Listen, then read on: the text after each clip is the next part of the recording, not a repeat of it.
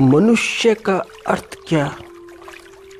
मनुष्य का अर्थ कि जो मन के इर्द गिर्द हो। मनुष्य का मन प्रस्ताव है, मनुष्य का मात्र प्रस्ताव, मगर प्रस्तावक नहीं। प्रस्तावक कोई और है।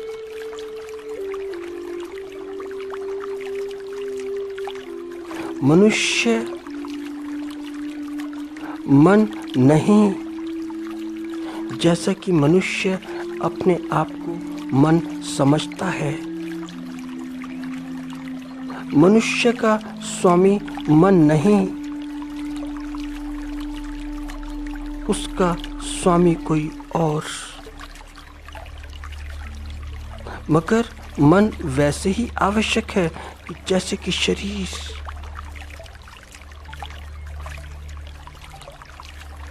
तो सारे परिवर्तन, सारे के सारे परिवर्तन मन में घटित होते हैं, शरीर में घटित होते हैं।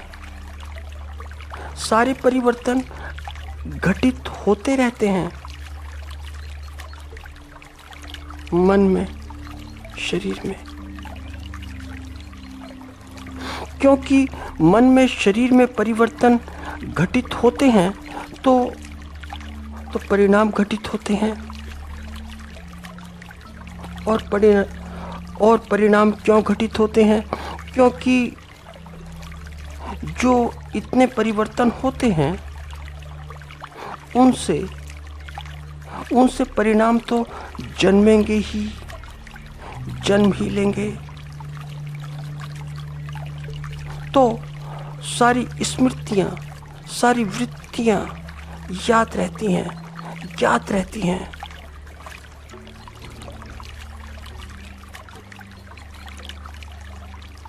तो परिवर्तन से, जहाँ पर इतने परिवर्तन होते हैं, तो परिवर्तन से उत्पन्न जो परिणाम हैं उनको देखा जा सकता है आसानी से।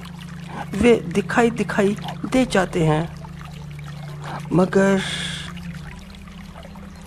वहाँ कोई परिवर्तन नहीं होता, कोई भी परिवर्तन नहीं होता। जो मनुष्य का स्वामी है, और मनुष्य का स्वामी कौन?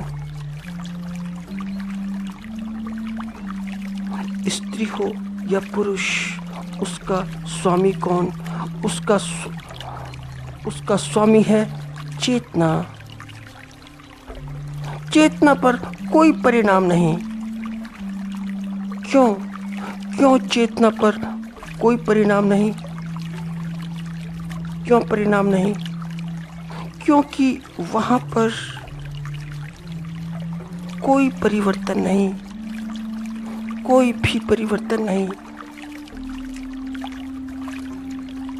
तो थोड़ी बात समझने जैसी है, और समझने जैसी ऐसी कि मन का जब किसी विषय के साथ में संयोग होता है, तो संयोग होते ही वह ज्ञात हो जाता है, ज्ञात। और जब संयोग नहीं होता, जब कोई संयोग नहीं, कोई रिलेशन नहीं, कोई संबंध नहीं, तो अज्ञात। फिर सारा का सारा अज्ञात। इसलिए मन झूलता है, तो मन गति करता है जानने की और ना जानने की। तो कभी जानना है और कभी ना जानना है। तो कभी ज्ञात है और कभी अज्ञात है।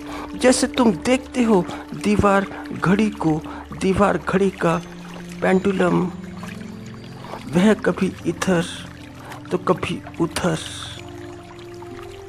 तो कभी जानने की घटना और कभी ना जानने की। तो ये मन की दो अवस्थाएं हैं, स्टेजेस हैं, इधर की और उधर की, जानने की और ना जानने की। तो इस गति से होता क्या है? इस गति से होता यह है कि बाहर क्या निकलते हैं? बाहर निकलते हैं रिजल्ट्स, बाहर निकलते हैं उसके परिणाम। तो परिणाम व्यक्त हो जाते हैं, दिखाई दे जाते हैं, और जो परिणाम दिखाई देते हैं, जो व्यक्त होते हैं, हम उन्हीं को जीवन समझ बैठते हैं कि वही जीवन है। मगर यह गति, ऐसी गति चेतना में नहीं। चेतना में ऐसी कोई गति नहीं, क्योंकि चेतना में ऐसी गति नहीं तो परिवर्तन भी नहीं, और जब कोई परिवर्तन नहीं तो परिणाम भी नहीं। चेतना स्थिर है, स्थिर स्थिर, और चेतना की यह स्थिरता से ही, जो चेतना में यह स्थिरता होती है, उससे ही मन में गति होती है। चेतना को ठीक ठीक बोला जाए, चेतना को दूसरे शब्दों में बोला जाए। अगर चेतना को दूसरे शब्दों में बोला जाए तो फिर साक्षी बोला जाए, क्योंकि चेतना को साक्षी बोलने से ज़्यादा भाव व्यक्त होता है, समझने का, समझाने का। तो चेतना का दूसरा नाम लो, साक्षी। और साक्षी का अर्थ क्या? कि जो मन का साक्षी हो, मन का।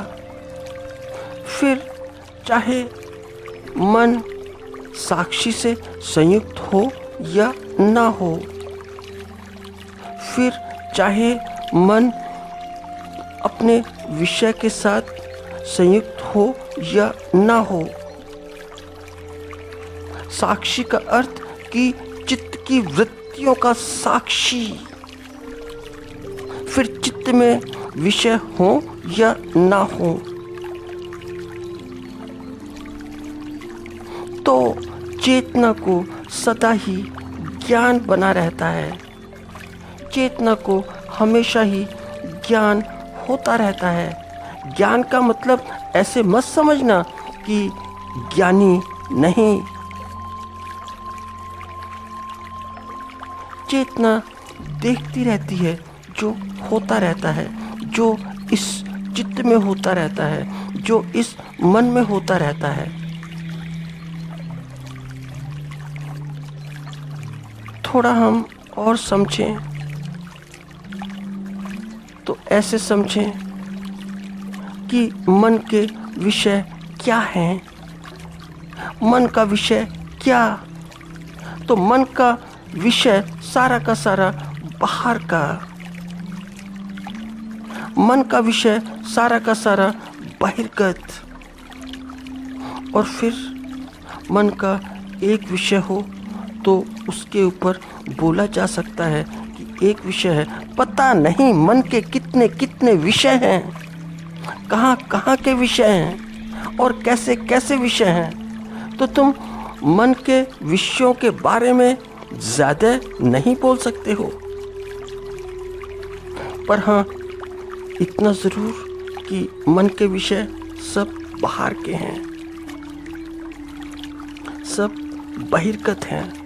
और चेतना का विषय, चेतना का विषय क्या? चेतना का विषय क्या है?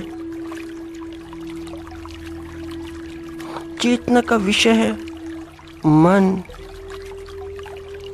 चेतना का विषय है चित्त।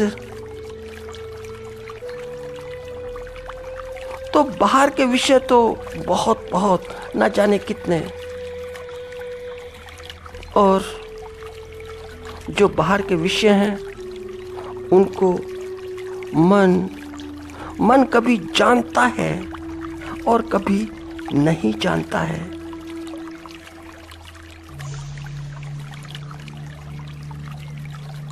जब मन उन विषयों के साथ में संयुक्त होता है तो जान लेता है, और जब नहीं होता तो नहीं जान पाता। मगर चेतना का विषय क्या? चित्तवृत्तियां।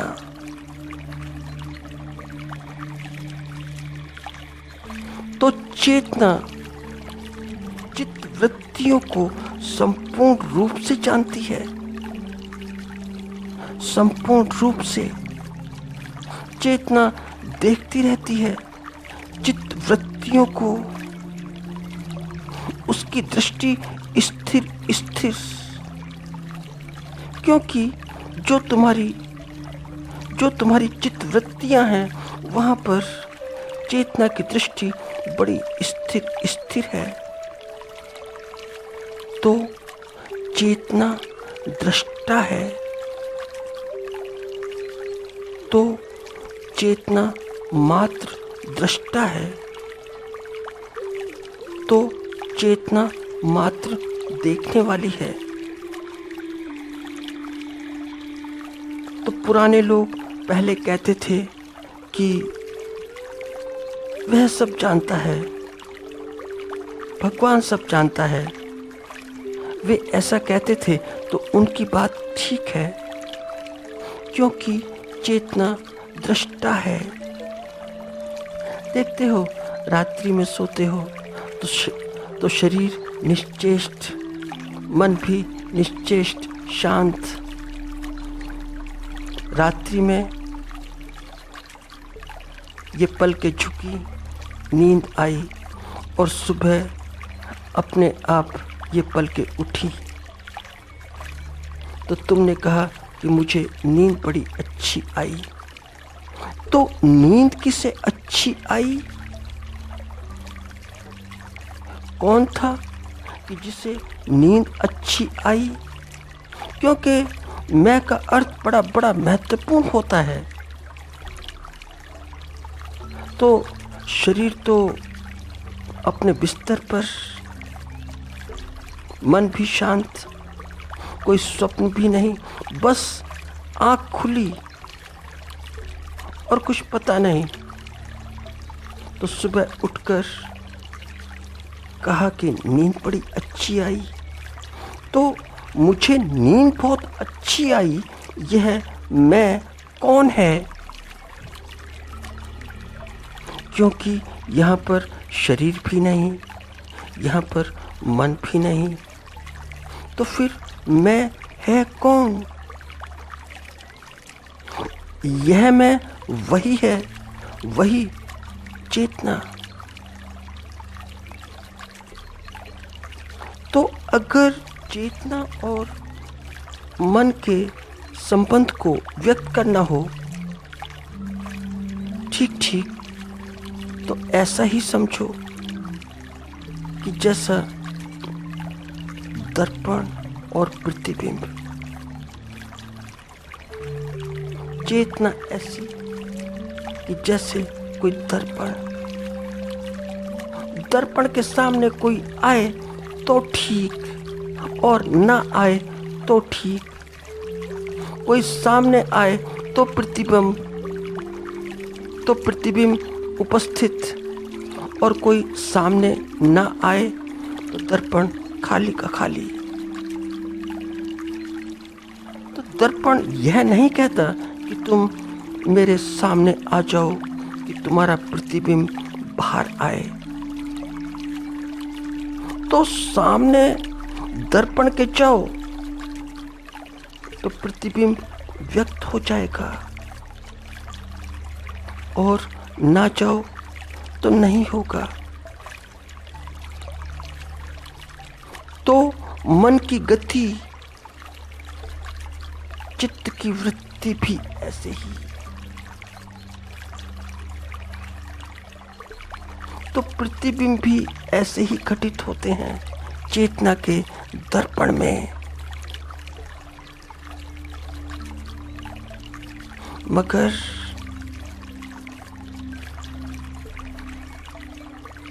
जो ये प्रतिबिंब हैं, ऐसे प्रतिबिंबों से दर्पण चेतना का ना तो स्वच्छ होता है और ना ही दूषित होता है। इसलिए चेतना को जो हिंदू दर्शन है एक कमल के फूल से अभिव्यक्त करता है, अभिव्यक्ति देता है। क्या करें, कोई ना कोई तो अभिव्यक्ति देनी ही होती है। तो सबसे खूबसूरत अभिव्यक्ति है वह क्या है? एक कमल के फूल की, क्योंकि यह उपस्थित होकर भी अनुपस्थित है तो जल में, है तो कीचड़ में, मगर बाहर जल में होते हुए भी जल से लिप्त नहीं है, कीचड़ में होते हुए भी कीचड़ से लिप्त नहीं है, निर्लिप्त है, निर्लिप्त।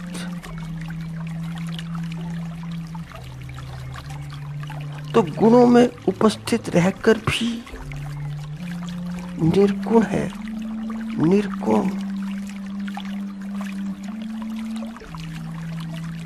साकार में निराकार, साकार में निराकार है,